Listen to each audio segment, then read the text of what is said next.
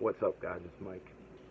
In this video I want to talk to you guys about another reason why it's important to stay safe when urban exploring, and that brings me to my topic, which is how to avoid police contact while urban exploring.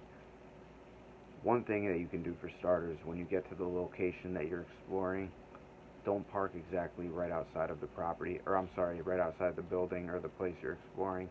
Park a bit away, and then walk to the location or the building that you're going into to explore. That way that the cops don't see the car right outside the place, and don't see anybody in the car, which might give them reason to think that someone went in the building you parked next to, and then that could cause them to potentially wait for you to come outside of the building, and then to further prosecute you, arrest you, ticket you, whatever the case is.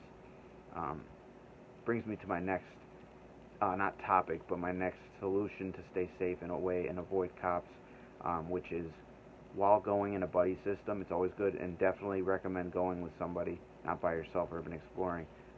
Don't go with too many people, because if there's too many people, that just means that it's going to cause a lot more time to get in and to get out of the buildings, especially if you're having to crawl through like windows or sealed off doorways. If you're trying to get in and it's difficult to get in, it's going to be potentially just as difficult to get out, which would give the police officer, if they were in the area or drove by, more time to actually see you and your group of friends or peers leaving or entering the building.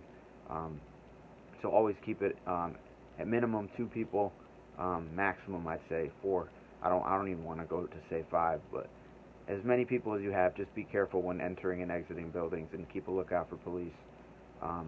Another great way to stay away from police presence while exploring, always check your surroundings. Check when you're inside of a building. Look outside the window if there's windows that aren't boarded up. See if there's cars driving by. See if there's police in the area. And if there's police outside, stay inside. A lot of the times the police aren't going to come inside the building to get you.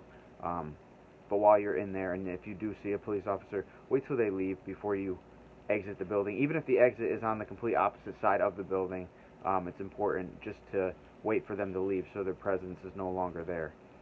One of the last things that I could recommend for you guys is to be safe when you're inside of the building. If you have a gut feeling and you're not sure if you should stay in the building anymore, and you end up leaving, always leave with precaution. You never know if there's going to be a police waiting outside for you. I've had that happen to me before. Luckily, the police let me go. They didn't ticket me, they didn't prosecute me or arrest me. But like I said, just be careful when you exit a building. And just finally, guys, to avoid police contact altogether, it's just an overall matter of staying precautious and safe while exploring. There's not really an exact answer on how to avoid a police encounter while urban exploring. But by following those couple or those few tips, it really should help you stay away from that. And if a police let me get into this. If a police does catch you guys, try to explain that you're, I don't know, if you're ghost hunting, you're ghost hunting, or if you're urban exploring, you're urban exploring. But be honest with the police. Let them know that you mean no harm. You're not going to vandalize the property. You didn't vandalize the property. You didn't break and enter. I mean, you went through an opening to get into a building, obviously, but you didn't vandalize it and break into it. You were just in the building for the history, for the nostalgia of the place, for the whole experience, and hopefully, that could lead them to understand why you did it in the first place, and hopefully will lead them away from giving you a ticket or arresting you altogether. Honesty is policy, guys. Honesty is key. It's very important that while being honest with the police officer, you maintain your story, and that your story is accurate so that they actually believe you. But yeah, those are some good ways on avoiding police contact while urban exploring. Also, my last thing, don't shine flashlights near windows at nighttime. I can't stress that enough, because if police drive by the building at night, they're going to see the flashlights going off inside the building. And I understand you might not know the place well, and it might be dark in there or dark outside when you go at night. But try to keep the flashlights away and down away from the windows while walking by windows that can be seen from outside. Especially if you're right next to the window, don't do that. If the windows are boarded up, it's fine. Keep your flashlight on all you want. But anyways, guys, that's a way or a few ways that you can stay safe and avoid police contact while urban exploring.